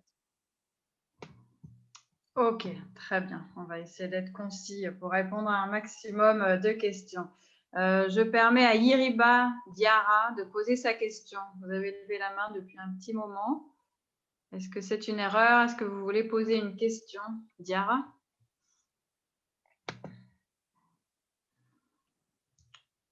Ok, donc personne ne parle. Alors, je vais sur une autre question, Adama, celle de Sébastien Turcot, qui dit, alors les BTC sont chers, donc pas accessibles au plus grand nombre. Leur fabrication requiert une technicité supérieure aux briques de terre crue. De plus, pourquoi traiter tout le volume alors qu'il suffit de protéger la surface, la façade? Est-ce que tu oui, une très belle question. Et une question qu'on me pose toujours dès que nous parlons donc des briques en terre comprimées. Non, en fait, en réalité, lorsqu'on dit que les BTC coûtent très, très cher, c'est très, très cher par rapport à quoi? Pas très cher par rapport au bâtiment en palpin, parce que nous avons fait une étude ici, et entre le BTC et le palpin, le mètre carré de construction revient moins cher au niveau du BTC. Mais là où notre ami a raison, c'est au niveau du coût de la main-d'œuvre. La main-d'œuvre au niveau du BTC est relativement plus élevée que la main-d'œuvre au niveau du palpin. Pourquoi? Tout simplement parce que nous ne formons pas assez. Parce que c'est question d'offre et de demande. Lorsque vous n'avez pas assez d'ouvriers donc pour faire la construction en BTC, le peu qu'il y a coûte cher. Donc, ce que nous avons envisagé ici, c'est-à-dire de former davantage donc, des ouvriers, de former davantage des jeunes à aller vers donc, le montage, la réalisation de ces briques-là. Donc, en diminuant le coût donc, de main-d'œuvre, nous diminuons le coût global au niveau des BTC. Donc, lorsque notre frère dit aussi que est-ce qu'il faut aller dans le volume, il faut traiter que la surface, mais c'est vrai, mais c'est faux aussi. Mais lorsque nous traitons que la surface, en fonction des intempéries, donc rapidement, c'est comme vous mettez de vernis, hein, même si vous faites votre maison avec du palpin, après 2 ou 3 saisons, si vous ne revenez pas remettre encore de la peinture, donc ce ne serait pas joli. Donc, lorsqu'on fait un traitement de surface au niveau donc, de ces adobes, parce que mon très cher collègue ou bien ami parle d'adobes, lorsqu'on fait le traitement surfacier des adobes, le traitement surfacier des adobes, c'est qu'il faut le faire assez régulièrement. Et d'ailleurs, c'est ce que nos mamans faisaient dans les villages au niveau des enduits en terre, en utilisant par exemple quoi? En utilisant par exemple les déchets de beurre de qualité, donc qui rentraient et qui rendaient donc ces adobes-là imperméables vis-à-vis de l'eau et qui garantissaient leur imperméabilité. Mais le problème n'est pas simplement au niveau de leur imperméabilité. Je peux décider de construire donc un mur en terre en tant qu'un mur porteur et non pas en tant qu'un mur de remplissage. Mais lorsque je vais faire un mur en terre en tant que porteur, c'est difficile d'utiliser adobe pour en faire un mur porteur, à moins que j'utilise des pisés, donc qui va augmenter beaucoup plus d'énergie de compactage et d'utiliser beaucoup plus de terre. Parce que n'oubliez pas que ce que nous disons, c'est que nous devons aussi diminuer le stress sur les ressources naturelles. Si nous voulons utiliser la terre, nous n'utilisons pas la terre parce que c'est la terre, on va faire donc des murs de 60 cm. On peut utiliser donc le BTC pour réduire donc la quantité en termes de volume de terre utilisée pour la même efficacité, pour le même rendement. Raison pour laquelle je ne dis pas que l'un est meilleur que l'autre, mais tant qu'on peut donc utiliser le BTC, utiliser l'adobe ou bien utiliser les BRT en fonction de l'orientation du bâtiment et en fonction du lieu, on peut ensemble faire ça. Je prends un bâtiment par exemple. Au niveau des murs mitoyens, c'est-à-dire qui sépare la chambre du salon, je peux le faire à l'adobe. Donc, le mur qui est au niveau du façade, ça, je peux le faire en BTC pour leur donner une certaine plus grande durabilité. Donc, en faisant ça l'un dans l'autre, et ça valorise donc la construction en terre. Je ne sais pas si j'ai répondu à la question de notre ami. Ouais, je pense que oui, hein, en tout cas, qu'il n'hésite pas à lever la main pour intervenir en direct. Ah ben, voilà, il est là. Je lui ouvre le micro. Vous pouvez parler, allez-y. Oui, bonjour. Bonjour monsieur, merci beaucoup pour la présentation. Très intéressant. Bah, juste pour enchaîner sur votre réponse que je trouvais très complète et je vous remercie. Est-ce qu'il est possible et enfin envisageable, est-ce que ça a déjà été fait de faire des murs mixtes cœur en adobe et puis parement surface en BTC, ce qui permettrait peut-être de... Alors je suis moins expert que vous certainement en conductivité thermique, mais je me dis que le premier facteur qui permet de diminuer ou d'avoir une bonne inertie thermique, c'est l'épaisseur du mur. Donc l'adobe étant moins cher que la BTC, on pourrait, en l'utilisant dans le cœur, avoir une certaine épaisseur. Donc j'entends bien votre critique sur l'utilisation des matériaux, mais je la laisse de côté pour l'instant. Mais voilà, donc avoir de l'adobe dans l'épaisseur et une surface en BTC, ce qui donnerait un état de façade plus durable, avec moins d'entretien. Est-ce que ça a déjà été fait d'après vous? Merci. Merci beaucoup, Sébastien, pour la question. Et effectivement, c'est pour ça que je disais tout de suite qu'il ne faut pas choisir un type de matériau pour dire que c'est le matériau miracle. Non, c'est la jonction la conjugaison de l'ensemble de ces matériaux qui peuvent apporter la solution idoine. Si je prends par exemple le BTC, et donc ce que nous appelons donc les murs composites, donc c'est qu'on a un double mur, dont l'extérieur est en BTC et l'intérieur est en adobe, mais bien sûr, ça c'est l'une des meilleures solutions. Donc, ce qui permet d'avoir une très bonne inertie et d'avoir aussi une protection, une durabilité que l'adobe ne donnerait pas. Donc ici, ce que nous avons même envisagé, c'est de faire par exemple un BTC qui en même temps a joue ces deux rôles-là. On n'a pas pu le développer pour le moment au laboratoire, mais c'était l'une des solutions que nous avons préconisées et je pense que c'est l'une des meilleures solutions en tout cas. Bon, merci beaucoup pour ces réponses. Je propose de laisser la parole maintenant à Abdoulaye Dembélé, à qui je propose d'ouvrir son micro. Abdoulaye, voilà. On vous écoute. Bonsoir. Bonsoir. J'aimerais poser la question. Est-ce que M.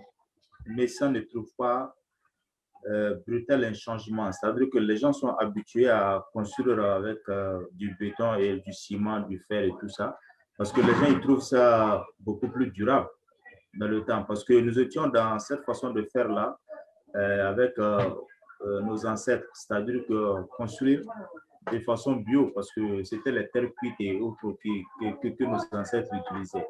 Et la vie était belle. Mais avec le développement, la modernisation, l'urbanisation et beaucoup d'autres choses, et la durabilité aussi du matériel ou du matériau, qui fait qu'aujourd'hui, les gens sont beaucoup plus convaincus du ciment, c'est-à-dire que de l'apport du ciment et du fer dans les bâtiments.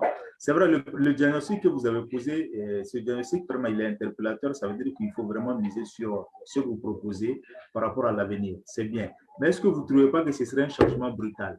Donc, ça veut dire tout simplement, est-ce qu'il ne faudrait pas proposer peut-être une proposition de construction hybride? C'est-à-dire qui prend en compte non seulement ce que nous savons faire avec le béton et le ciment, revivre cela et le faire compléter par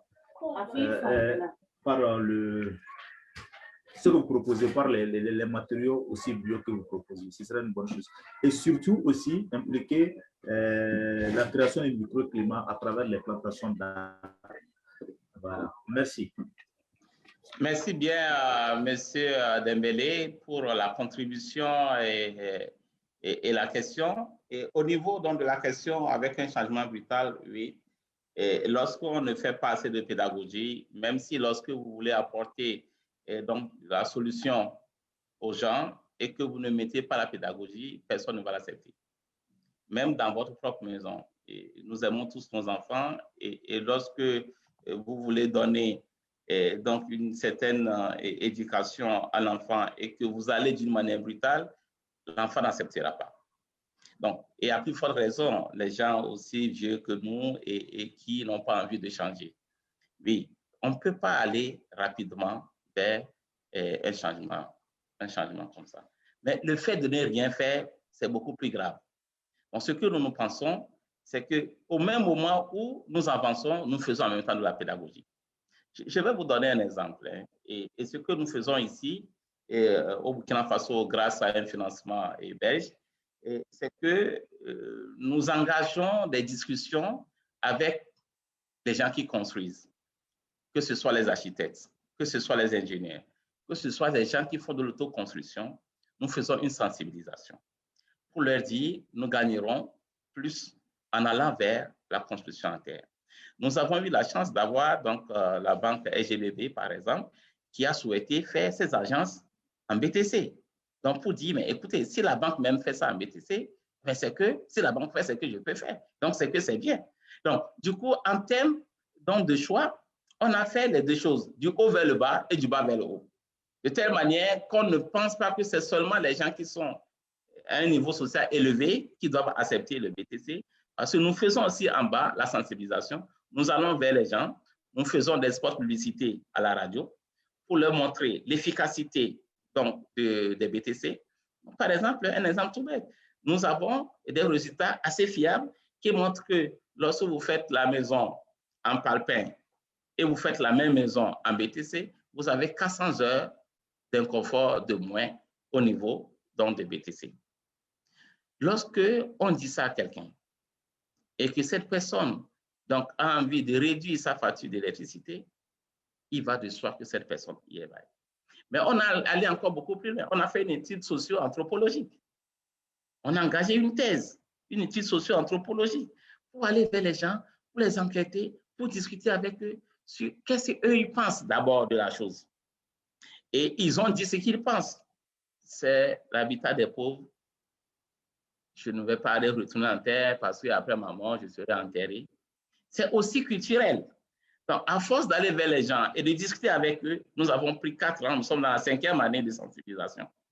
Et nous pensons qu'après ces 5 années de sensibilisation, en plus de tout ce qui est technique dessus, les gens vont adhérer. Et pour finir, comme vous l'avez si bien suggéré, ce n'est pas simplement donc, la construction en BTC et qui importe, mais il faut aussi un microclimat. Donc, c'est pour ça que lorsque je présentais l'hôtel à Bamako, j'ai bien dit que l'hôtel est réalisé au niveau d'un microclimat où on a beaucoup d'arbres qui sont implantés. Et lorsqu'on fait ça, ça réduit donc la radiation solaire. Donc, du coup, on va avoir beaucoup plus de confort à l'intérieur. Je ne sais pas si, M. Dambélé, j'ai essayé de répondre à votre question. Allô? Oui, voilà. C'est-à-dire qu'en dernier lieu, je disais, est-ce qu'il ne faudrait pas proposer une solution hybride? Voilà. Quitte à ce que le soubassement des maisons soit peut-être en fer béton et tout ça, mais là-haut, qu'on puisse trouver un peu de hybride, un peu de mélange des deux. Voilà. Oui, si c'est possible. Oui, mais justement, c'est la même chose que je disais à Sébastien tout de suite, et c'est qu'il n'y a pas un matériau qui est le matériau magique. Donc, si quelqu'un dit ça, il y a un problème. Donc, c'est l'association, la bonne conjugaison des uns et des autres qui font l'affaire. Lorsque vous voulez même réaliser donc, un bâtiment en BTC, nous avons des bâtiments que nous réalisons en BTC, un bâtiment ossaturé, c'est-à-dire la fondation est en béton armé, les poutres sont en béton armé et les poteaux sont en béton armé et nous faisons les remplissages en BTC. Donc, ça, c'est déjà une construction hybride. Nous avons aussi la possibilité de faire les BTC armés porteurs. Mais nous faisons également donc, une solution saturée où on a le béton, où on a aussi le BTC. Donc, et si je veux faire, par exemple, à l'intérieur d'une même maison, je peux décider de faire ça donc en mur de parpaing avec des épaisseurs de 10, alors que l'extérieur, je le fais en BTC. Donc, ça, c'est une structure hybride, donc qui permet donc, justement d'avancer. Je peux même faire aussi en double mur, même les parois. Donc, vous voyez. Donc, tout ça, ce sont les choses qu'on va essayer avec beaucoup de pédagogie et aller vers les gens et pour que donc, nous développons donc, notre, on va dire, économie sociale. Je vais poser une dernière question, Adama, et puis il va falloir conclure cette conférence. Celle de Kone Moussa qui demande pourquoi les produits écologiques sont plus chers par rapport aux produits normaux, dit-il. Alors, est-ce qu'on peut lui répondre? Ouais, bon, monsieur Moussa, bon, ça dépend de l'angle sous lequel on voit la chose. Hein. Et les produits écolos ne sont pas forcément plus chers que les autres produits. Au fait, en réalité, je vais vous dire quelque chose. Vous prenez donc ce que nous appelons le bâtiment en BTC.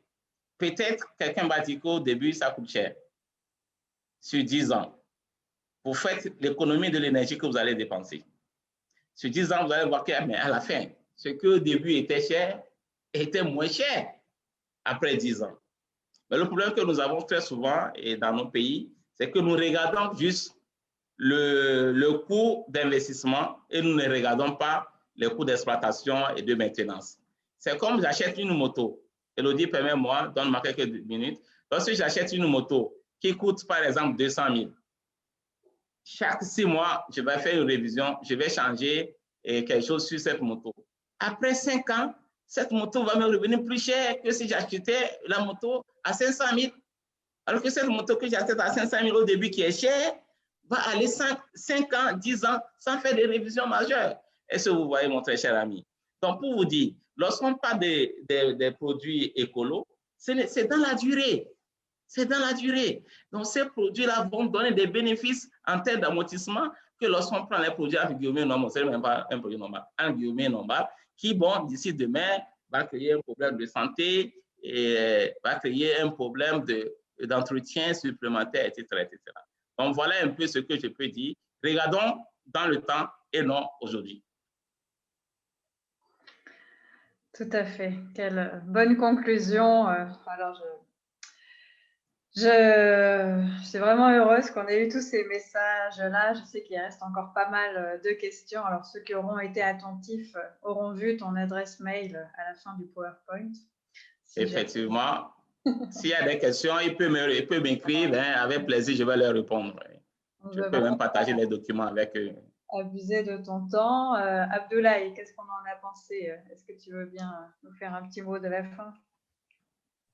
D'accord, merci beaucoup Elodie pour la parole donnée. Merci à Adama Messan pour la clarté et surtout la richesse de son intervention. Personnellement, j'ai appris et je suppose que sincèrement c'est le cas de tous les participants. Et je vous dis que désormais ma vision et celle de tous les participants sur les habitations éco-responsables a changé. Et nous espérons vraiment qu'à partir d'aujourd'hui, que chacun de nous saura en fait qu'il est possible de vivre et d'habiter en communion avec notre environnement. Donc, j'ai particulièrement apprécié également la pédagogie de l'intervenant et les multiples idées de business qu'il donne aux participants parce que durant toute la conférence, durant les interventions, il donne des idées aux jeunes, il donne des idées aux entrepreneurs afin de changer un peu leur comportement et la manière dont on peut utiliser l'environnement. Donc, j'espère que les participants sortent de cette conférence avec plusieurs idées à exploiter afin de créer de la valeur sans véritablement faire mal à l'écosystème et dans le respect de l'environnement et pour des économies inclusives et résilientes.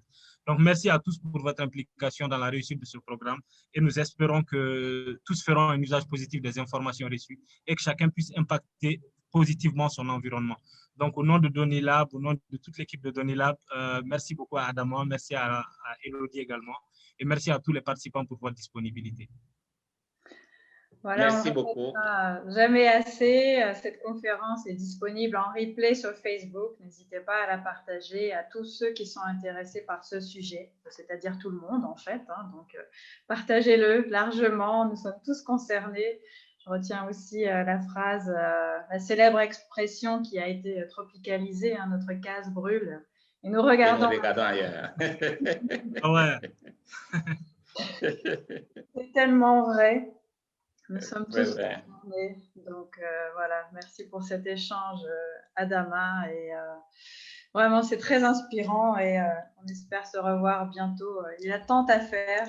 Et donc, merci bien, Hello. Je serai toujours disponible. Et tant que je peux, je n'hésiterai pas à vous accompagner. Très bien. Merci à tous. Merci. Bonsoir. Au revoir. Très bien. On se retrouve demain, nos autres participants, pour une conférence dédiée justement à la construction en voûte nubienne. Donc, je vous dis à demain. Bonne soirée. À demain. Bonsoir. Merci beaucoup.